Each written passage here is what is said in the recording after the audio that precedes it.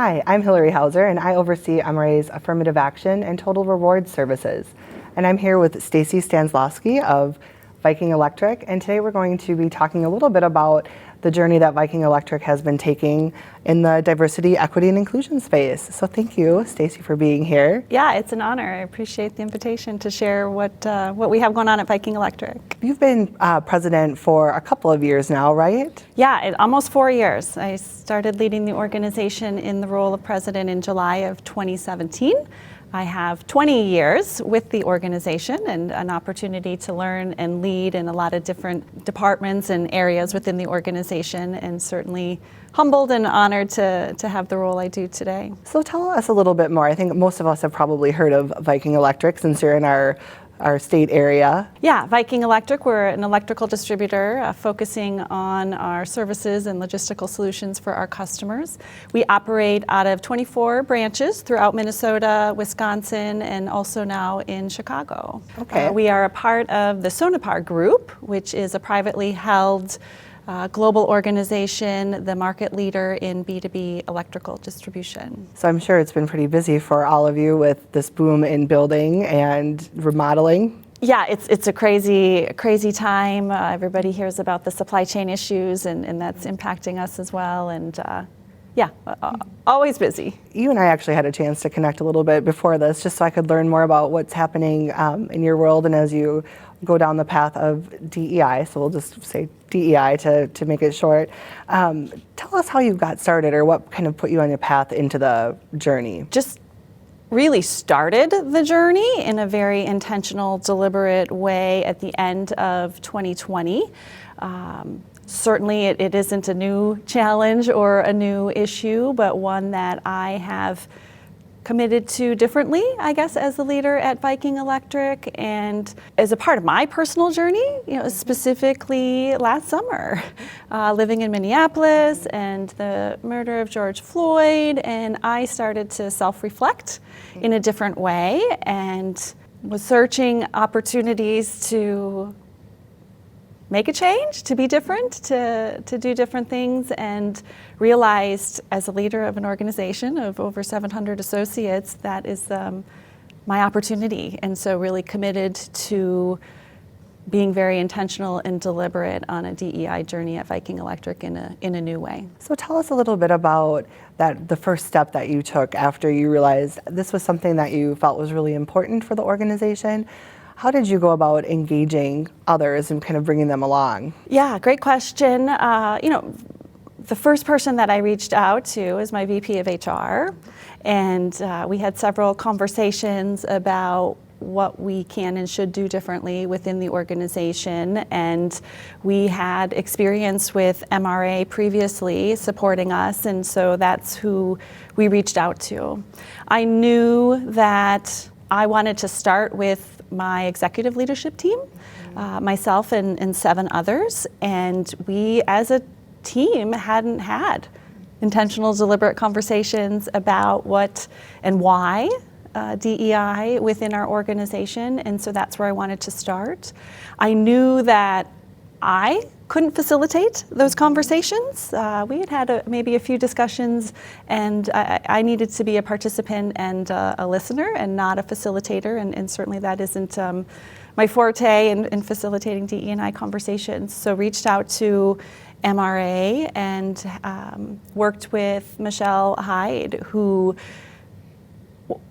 helped me create a very custom program. We had, I think it was 3 or maybe even 4 half-day sessions, face-to-face, masked and distanced, with Michelle to get aligned in just having conversations that we hadn't had, sharing experiences with each other that we all bring to the table in our work. And we had some unconscious bias type training, and really were able to customize and share examples of some things happening within our organization to put on the table and talk about. So that was our first step. After those discussions and engagements with Michelle as a leadership team on our own, started to identify, okay, what's the work we need to do? What are some of those next actions? And there were a lot in our brainstorming, and needed to give ourselves the grace to say we can't do all of this in a short period of time. And so one of the priorities we identified was further education for the rest of our managers. And so we started that process in, again, education, getting grounded in language, and we also went through an extensive exercise in defining the why. So obviously engaging deliberately from a DEI perspective is the right thing to do, a necessary thing to do, but obviously a lot of benefits to the business as well. So we needed to get aligned together in what our why was, and then what does this mean? How do we articulate what this means to the organization? What are some of the things that are in scope for us to look at differently? I created a video to share that with our managers, and then we've had just this week actually some small group meetings, 10 managers together, facilitated by executive leadership, the 8 of us, to just, again, put it on the table, start to talk about it in new ways, start to reflect differently, perhaps expand the lens in which our managers are starting to look at the organization from a diversity, equity, inclusion perspective. It's really exciting, I think, for probably a lot of organizations to hear that there is a starting point, right? And you don't have to take on everything all at once, because it can be really overwhelming when you think about all of the different facets that are involved in creating a really robust diversity, equity, and inclusion strategy. So one of the things I really enjoyed hearing about was how you engaged your leadership team as one of the first steps. So really allowing them to explore their own personal situation. And did you get feedback from any of your leaders on how they received that sort of opportunity? Yeah, I think all positive, and as a leadership team, we've done some trust building work together previously, and so that element of sharing wasn't unique. I think some of the feedback, as everybody did go through and shared some of their life experiences, was an appreciation of new things about each other that we didn't know, that again, I think strengthen our trust and our ability to lean into this work. I had shared with you, I think previously, one example is just a very small, but I think meaningful output from our conversations together in those sessions, as we looked to our workplace from an inclusive perspective and identified through a discussion about uniforms. The electrical distribution and the electrical industry is overwhelmingly male-dominated, specifically a strong white male culture, and we don't have a lot of women in positions that wear a Viking Electric uniform.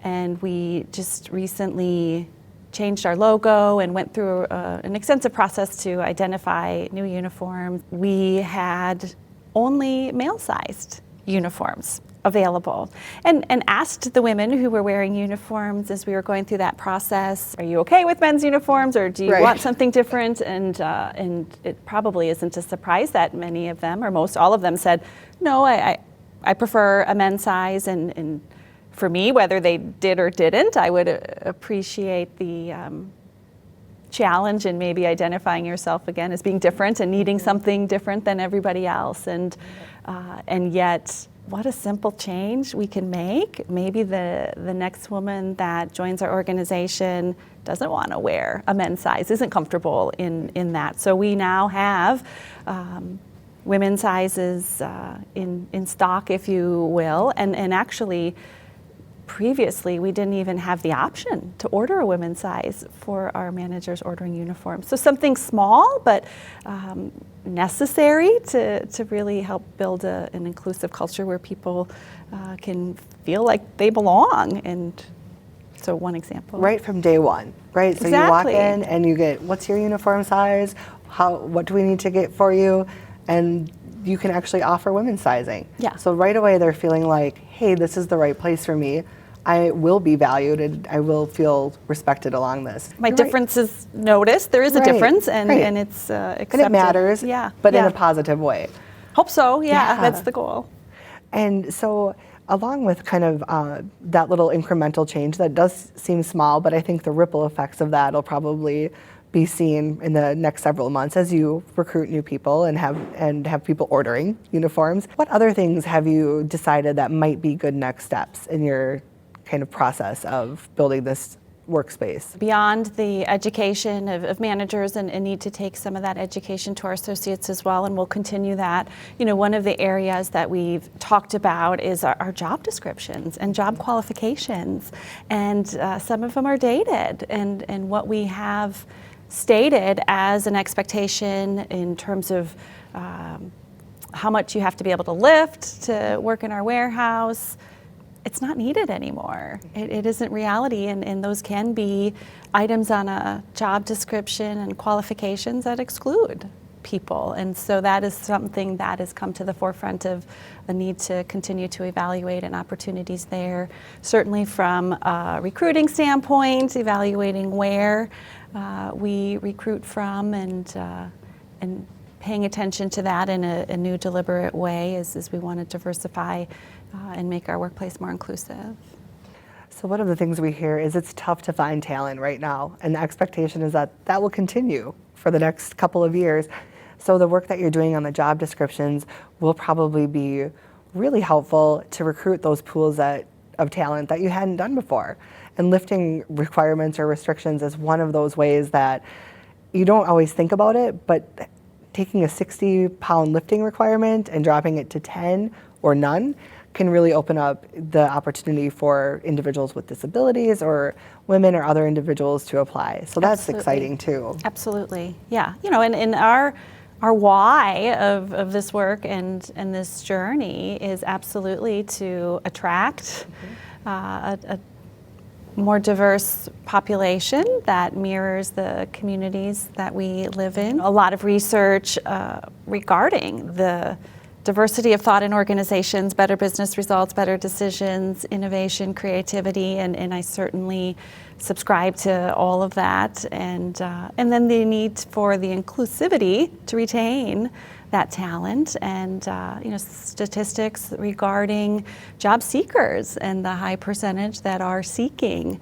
a more diverse workplace as a part of that process. And so all of that is needed to continue to be a successful organization in the future. Candidates are kind of interviewing employers now before they make a decision as to where they want to go. And so a lot of these efforts are really, I think, fruitful to get those kinds of talented individuals in the door. One of the other things that I was thinking about as you were talking about the uniforms is your career. So it's been varied. Across Viking, you've held HR leadership positions, you've been in finance positions, and then sales positions. So tell us a little bit around how that sales role specifically helped shape some of the things that you're doing now as well. I had an opportunity to be on our sales management team in the Twin Cities here, our largest market, and for me, that was a time in which I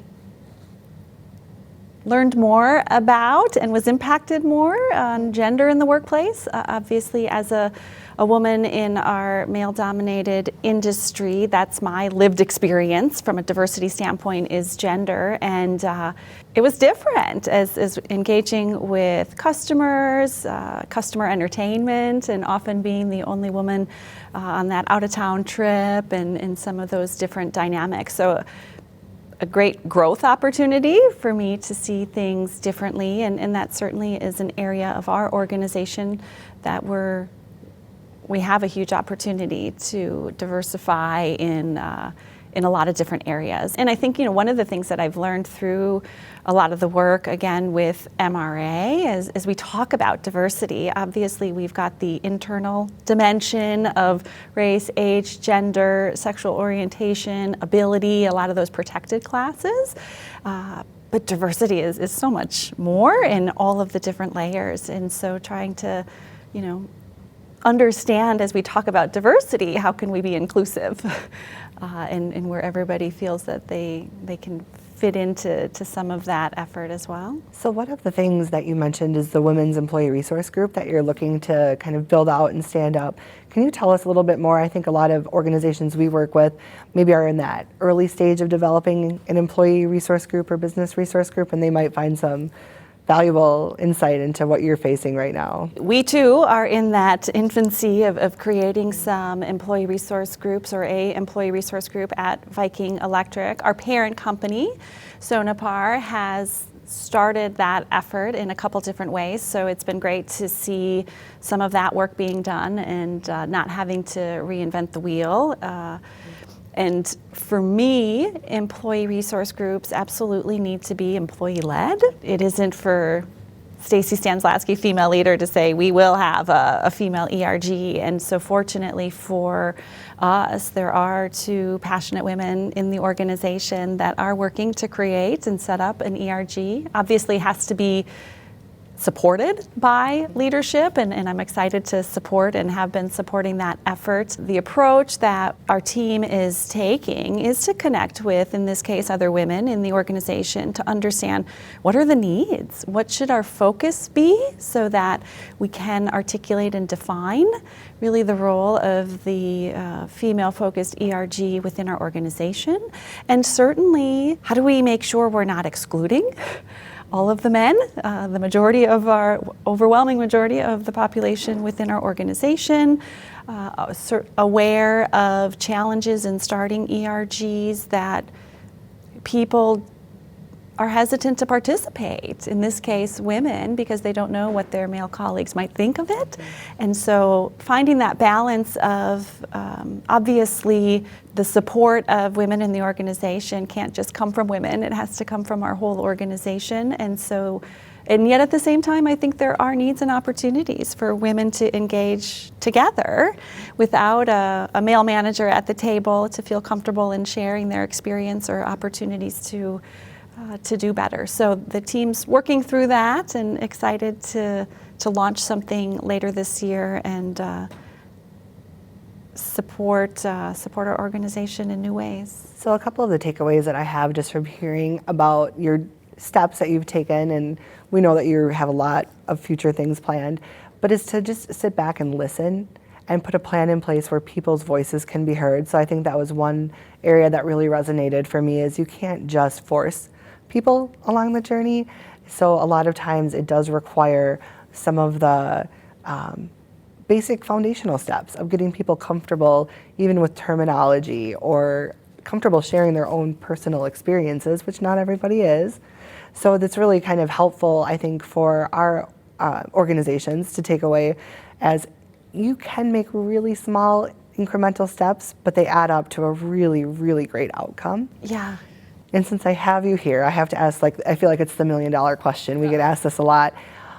As an employee or as a manager who really wants to start some diversity initiatives, as a president and leader, what would you recommend? What are a couple of steps or a couple of things that people can do to really engage with the senior leadership team and feel supported as they start taking those efforts? It depends on culture and what that looks like. I do believe that it needs to start with executive leadership team and getting alignment. And I think, as you just acknowledged, Hillary, it's about conversations. And that isn't something that has always been welcome in the workplace. And so there's a shifting dynamic there. And so if you aren't on that executive leadership team, to think about the different impacts of and examples and stories of times when perhaps the environment you work in hasn't been inclusive. And so sharing to open up a different perspective,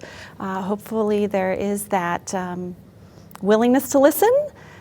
If you are an HR leader, certainly aligning and having conversations with your executive leadership team or president, CEO to engage and understand what might be possible to launch and pursue, and being open to conversations. And like you said, even starting this work only a few months ago, and some of the conversations that we've had, I know has made a difference in our organization. And I know that being intentional and deliberate on diversity, equity, inclusion has given associates who don't today feel included in our culture hope that they might someday, or at least the organization that I, as the leader, am committed to continuing this work. And exactly what that all looks like and where it takes us, I don't know.